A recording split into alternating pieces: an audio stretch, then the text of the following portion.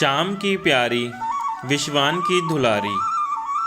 हमारी प्यारी श्री राधा रानी का जन्म जहाँ हुआ उसे रावल कहा जाता है। एक अद्भुत तरीके से जन्म लिया राधा रानी जी ने। जानिए उनके जन्म लेने की इस अद्भुत कथा को कि किस तरीके से राधा रानी जी ने पृथ्वी लोक पे जन्म लिया।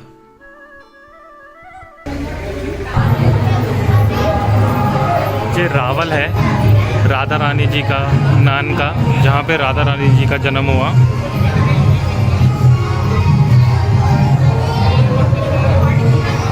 और काफ़ी बचपन का टाइम राधा रानी का यहाँ बीता। और ये राधा जी के बचपन की मूर्ति है, इसे बाल रूप में दिखाया गया है राधा जी को। ये राधा रानी का जन्म स्थान है।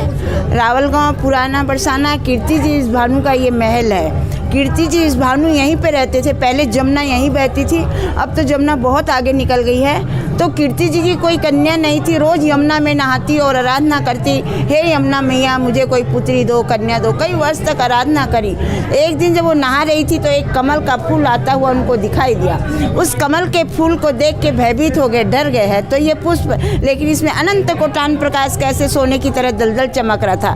धीरे धीरे धीरे धीरे पानी के बहाव से उनके करीब आ गया। जब तक सूर्य किरणें निकल चुकी थी, सूर्य किरणें उस पुष्प पे पड़ी तो कमल का फूल धीरे धीरे खिल गया। खिलते ही जब उन्होंने देखा एक छोटी सी कन्या नेत्र बन के उसमें बैठी हुई थी, तब उन्होंने कीर्ति जी से कहा, आप रोज आराधना करती हो यमुना जी से कि मुझे पुत्री चाहिए, कन्या चाहिए। ये लो कन्या। कौन थी? श्री राधा रानी थी।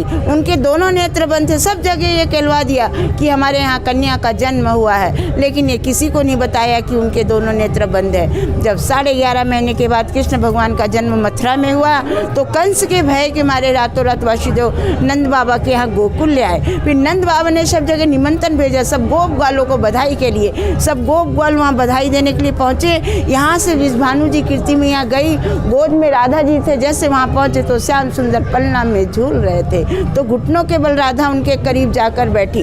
पलट कर कृष्ण ने राधा को देखा और राधा ने कृष्ण को देखा। जब उनके दोनों नेत्र खुले, कंस के भय के मारे तो उनको वहाँ ले गए। कंस वहाँ भी पहुँच गया। कभी पुतना को भेज रहा, कभी मरकासुर, कभी वरकासुर को भेज के काफ़ी भूचाल मचा दिया।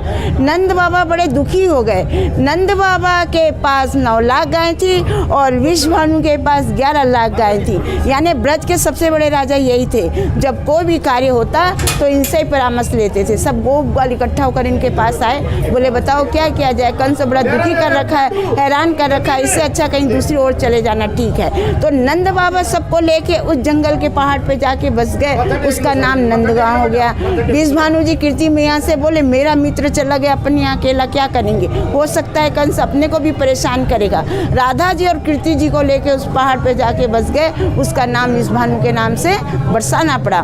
बड़ा पुष्ट पहाड़ है, ब्रह्मा जी का वरदान है उस पहाड़ को कि कोई भी राक्षस प्रगति का वन नहीं पहुँच पाएगा। जो भी जाएगा वो पत्थर बन जाएगा। इसलिए विश्वानु वहाँ जाके बस गए। उसका नाम विश्वानु के नाम से बरसाना पड़ा। असली राधा जी का जन्म स्थान पुराना बरसाना यही है। यहाँ बाल स्वरूप सेवा होती है, इसलिए इनको लाडली लाल बोलते हैं। और वहाँ जब राधा रानी बड़ी हो गई, जब उनको ले गए तो वहाँ उनको किशोरी जी के नाम से पुकारते हैं। ये जो आप विग्रह देख रहे हैं अंदर वाले जुगल जोड़ी सरकार, ये स्वयं प्रकट है, शंभु प्रकट है। ये कोई बाजार की मूर्ति नहीं है जो लाके यहाँ पधरा दी गई हो।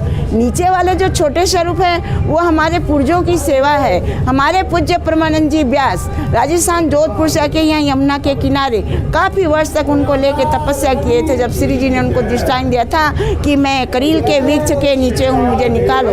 बोले मैया ये तो यमुना का किनारा है, करीली करील टैटी टैटी का पेड़ है, आप कौन से करील में विराजमान हो रही हो। तो बोले एक श्यामा गैया आएगी जहाँ चारों स्तन से दूध की धार देगी, उस जगह खुदाई करना। वो तपस्या में लीन मन में चारे तो जमुना का किनारा है, गाय चरते रहती है। उन्होंने कोई ध्यान नहीं दिया। जब श्री जी ने दृष्टांत दिया तो उस गैया का उन्होंने ख्याल रखा। जब वो श्यामा गैया के वहाँ खड़ी होती है, गर्भ, वो जो सामने गोल्डन कलर का दिख रहा है ना, वो गर्भगृह है जहाँ से राधा रानी कमल के फूल में प्रकट हुई थी। उसी जगह वो गैया खड़ी होती है और चारों स्तन से दूध की धार देके जब वो पलट के जाती है, जब उठ के परमानंद जी जब उठ के परमानंद जी उस जगह खुदाई की, तब वो जो विग्रह हैं ये बड़े वाले ऊपर वाले, वो स्वयं उसी करील के पेड़ से दूध ही दूध में प्रकट हुए। फिर इस विग्रह की स्थापना कर दी गई, बड़ा मंदिर बनाया गया। वही पेड़ आज गर्भगृह के ऊपर है, उसके नीचे जड़ नहीं है, ऊपर ही जड़ है। राधा कृष्ण के स्वरूप में वहाँ जो भी दुख तकलीफ भक्ति जो भी अरदास करो वहाँ सबकी मनोकामनाएं पूर्ण होती है। बोलो लाली लाल की जय, बोल राधा रानी की जय।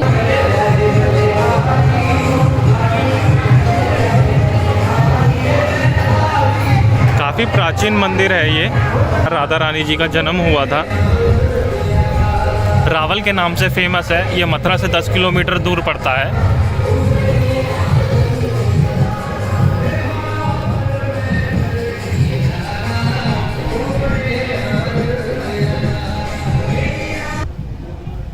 जितना पुराना ये मंदिर है राधा रानी जी का, और उतना ही पुराना ये पेड़ है। और आप देख सकते हैं ये पेड़ दीवारों के बीच में से आ रहा है। हम आपको नीचे से भी दिखाएंगे इस पेड़ को।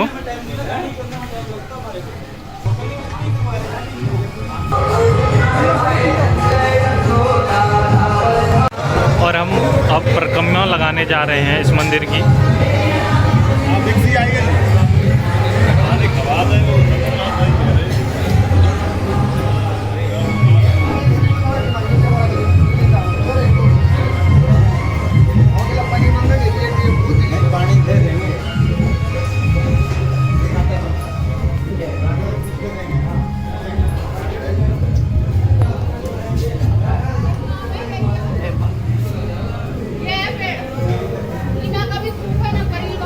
देखिए ये वो पेड़ है जो आप छत पे निकल रहा था, और ये दीवालों के अंदर बना हुआ है पूरा। काफ़ी पुराना पेड़ है, राधा जी के टाइम का पेड़ है।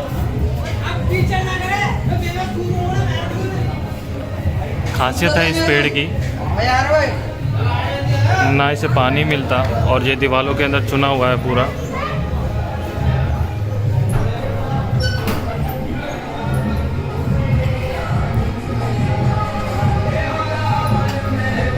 ये राधा रानी का जन्म हुआ था यहाँ।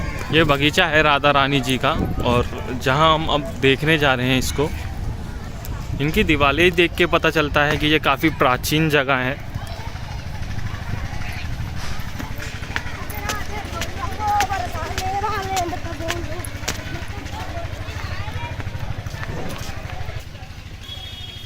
अमरूद का बगीचा है ये पूरा, काफ़ी अमरूद के पेड़ लग रहे हैं इसके अंदर।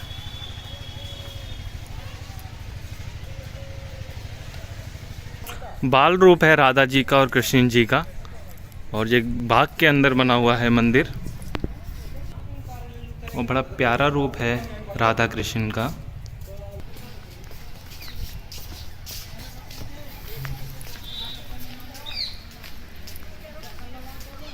ये पेड़ है जो आप देख सकते हैं, और दो पेड़ हैं जो साथ में लिपटे हुए हैं। एक पीपल का पेड़ है और दूसरा पेड़ पता नहीं।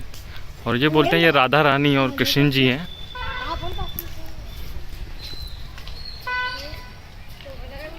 दो पेड़ मिक्स होके एक साथ है, राधा जी और ठाकुर जी, और माना जाता है इन्हें। एक प्राण दो देई और राधा कृष्ण, राधा ही कृष्ण कृष्ण ही राधा, एक नर है एक मादा।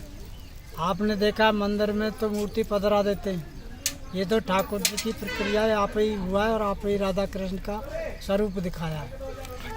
कितना पुराना है ये पेड़? ये करीब मैंने तो ऐसा ही देखा है। आपकी उम्र क्या है वैसे? मेरी उम्र करीब मान लो 66-67 साल की। 66 साल की है। मैंने ऐसे ही देखा है इनको। माँ का कितना कोमल हृदय रहता है।